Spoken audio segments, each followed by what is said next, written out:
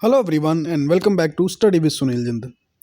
तो आज district and session court Amritsar ने क्लर्क की रिक्रूटमेंट जो है एडवर्टाइज की है। और ये रिक्रूटमेंट जो है totally purely on ad hoc basis है, यानी कि एक अच्छी भर्ती है, ये पक्की नहीं है। और जिसमें जो सैलरी रहने वाली है वो 29,200 रुपीज़ जो है रहने वाली है। स्टार्टिंग में जो था अभी 1-1.5 साल पहले अगर हम बात करें तो राउंड 10 से 11,000 के राउंड मिलते थे, लेकिन बाद में अमेंडमेंट करके जो है ये सैलरी पिछले 1 साल से 29,200 जो है इन हैंड मिल रही है।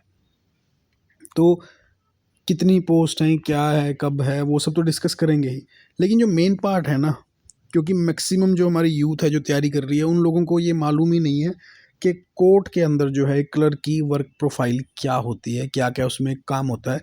तो मेरा मेन पर्पस तो यही बताना है कि कोर्ट में क्लर्क का वर्क प्रोफाइल क्या है। बाकी साथ में जो रिक्रूटमेंट आई है वो तो डिस्कस हम लोग कर ही लेंगे।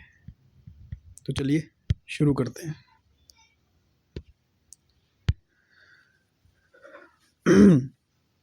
Application are invited for the eligible candidate along with two recent identical passport size photograph, यानी कि फोटोग्राफ चाहिए, तो ये तो एंड में बता ही दूंगा आपको मैं। और जो क्लर्क की पोस्ट हैं वो हैं 60, ठीक है। और 6/12/2025 क्या है, ये इसकी लास्ट डेट है। ये फर्स्ट डेट नहीं है, लास्ट डेट है। फर्स्ट डेट क्या है, वो शुरू हो चुकी है, जैसे नोटिफिकेशन आया फर्स्ट डेट जो है शुरू हो गई है। और ये जो है आपको ऑनलाइन फिल नहीं करने होते, ये आपको ऑफलाइन फिल करने होते हैं। और क्या परफॉर्मा है उसका वो आपको मिल जाएगा। और जो सेकंड लाइन वो ये लिखी हुई है 6 मंथ, सॉरी 6 मंथ और टिल रेगुलर अपॉइंटमेंट। इसका मतलब ये है कि जब तक रेगुलर अपॉइंटमेंट नहीं होती या 6 मंथ तक, मतलब कि ये है कि जैसे ही रेगुलर अपॉइंटमेंट आ गई तो एड हॉक को वो जो है उनकी सर्विस टर्मिनेट कर देते हैं, या फिर डिपेंड करता है नंबर ऑफ क्लर्क सीट के ऊपर। कई बार रेगुलर सीट आने के बावजूद भी एड हॉक को जो है उनकी सर्विस टर्मिनेट नहीं की जाती, क्योंकि नंबर ऑफ जो वैकेंसीज होती हैं, मान लीजिए अगर 100 वैकेंसी निकाली हैं और जो क्लर्क आए हैं रेगुलर वो 60 ही आए हैं, तो फिर भी उनको 40 तो एड हॉक की डिमांड रहेगी ना। तो इसलिए जो उस टाइम पे एड हॉक वाले काम कर रहे होते हैं तो उनकी सर्विस टर्मिनेट नहीं की जाती, उनको भी कैरी ऑन जो है करते हैं। और जो यहाँ पे वर्ड यूज़ हुआ है 6 मंथ, तो हर बार जैसे ही 6 मंथ कंप्लीट होते हैं एड हॉक एम्प्लॉय के, उसको फिर से रिवाइज करके एक नया लेटर निकाल देते हैं कि आपकी सर्विस जो है 6 मंथ के लिए और बढ़ा दी जाती है। तो ऐसे 6 के बाद 6 कर करके भाई बढ़ता रहता है, और ये हर 6 महीने बाद आपको लेटर मिलता रहेगा। आई होप आपको कोई कन्फ्यूजन नहीं है, और अगर है तो आप लोग कमेंट सेक्शन में लिख सकते हैं, I will answer to all comments. इस तरह से जो है डिवीज़न है 60 है, तो जर्नल की कितनी है और अदर कैटेगरीज की कितनी है। और एज क्राइटेरिया क्या है इसका, 37 है, यानी कि मैक्सिमम जो एज क्राइटेरिया है वो 18 से 37 का है। कोई भी आपकी मिनिमम जो है डिग्री होनी चाहिए किसी भी फील्ड के अंदर। और ये जो है फॉर्म है, इसी के अंदर फॉर्म भरना है, मतलब ऑनलाइन कोई एप्लीकेशन नहीं होती है कि यही फॉर्म है, इसके अंदर आपको अपनी सारी डिटेल भरनी है, पासपोर्ट साइज़ फ़ोटो और जितना भी ये बॉक्स के अंदर आपको लिखा हुआ है। कोई भी कन्फ्यूज़न है तो आप लोग मेरे से पूछ सकते हैं। अब जो जिस बात के लिए वीडियो मैं बना रहा हूँ वो ये है कि प्रोफाइल क्या है। देखो, जब भी कोर्ट में अंदर कोई भी क्लर्क अपॉइंट होता है तो बेसिकली 2 तरह के उससे काम जो हैं करवाए जाते हैं। फर्स्ट वन इज़, क्या वो जुडिशियल साइड पे काम कर रहा है या एडमिन साइड पे। देखो, ये डिपेंड करेगा कि जैसे आपकी रिक्रूटमेंट हुई कि जो आपकी पोस्टिंग ऑर्डर है वो एडमिन साइड के आते हैं या फिर जुडिशियल साइड के। एक क्लर्क है उसको एडमिन पे भी लगाया जा सकता है और जुडिशियल साइड पे भी लगाया जा सकता है। पहले हम बात करेंगे जुडिशियल साइड की। जुडिशियल साइड में क्या है, उसको एज ए रिकॉर्ड क्लर्क लगाया जा सकता है।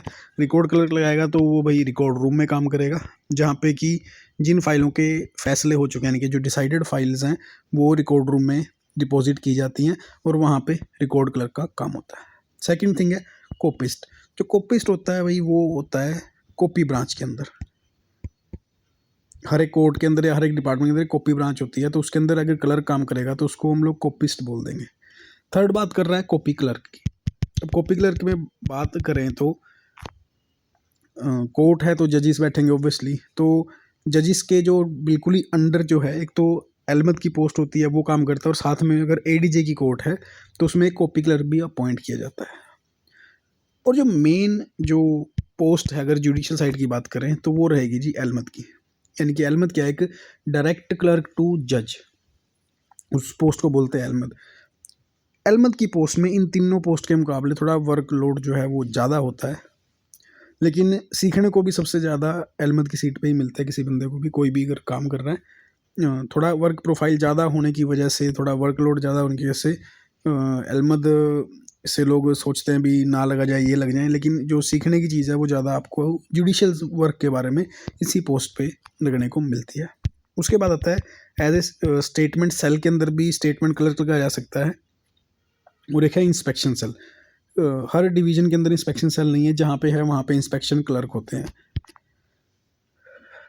आई होप आपका ये क्लियर होगा कि जुडिशियल साइड पे क्या है। अब अगर हम बात करें एडमिन साइड पे, एडमिन साइड पे क्या है कि जैसे फॉर एग्जांपल ऑफिस के अंदर फ्रंट ऑफिस होते हैं एडमिन साइड में, तो कोर्ट के अंदर जो है इंग्लिश ऑफिस जो है फ्रंट ऑफिस होता है, तो इसके अंदर भी आपकी पोस्टिंग हो सकती है। यहाँ पे अलग अलग तरह के एडमिन वर्क जो भी होते हैं डिपार्टमेंट के, लाइक सैलरी बनाना, बिल क्लर्क हो जाएगा, रिक्रूटमेंट क्लर्क हो सकता है, या जो भी हाई कोर्ट से जितनी भी डीलिंग करनी है वो हो सकता है। मतलब काफ़ी ज़्यादा इसके अंदर है, डाक वगैरह का रखना, काफ़ी सारी चीज़ें हैं।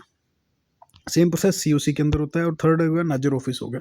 नाजर ऑफिस के अंदर भी वही है कि जितने भी फाइनेंशियल काम हो गए, स्टेशनरी के काम हो गए, सम्मन वगैरह हो गए, इधर उधर पहुंचाने वगैरह वगैरह, तो ये सारे काम जो है आपके एडमिन साइट पे रहने वाले हैं।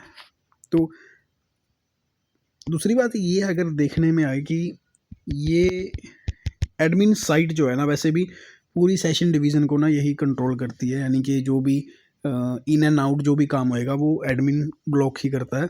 और जुडिशियल साइट पे क्या होगा कि जितना भी जुडिशरी का काम है वो सारा ये ब्लॉक संभालता है। आप लोगों की कोई भी कंफ्यूजन है इस बात को लेके तो कमेंट सेक्शन में आप लोग लिख सकते हैं।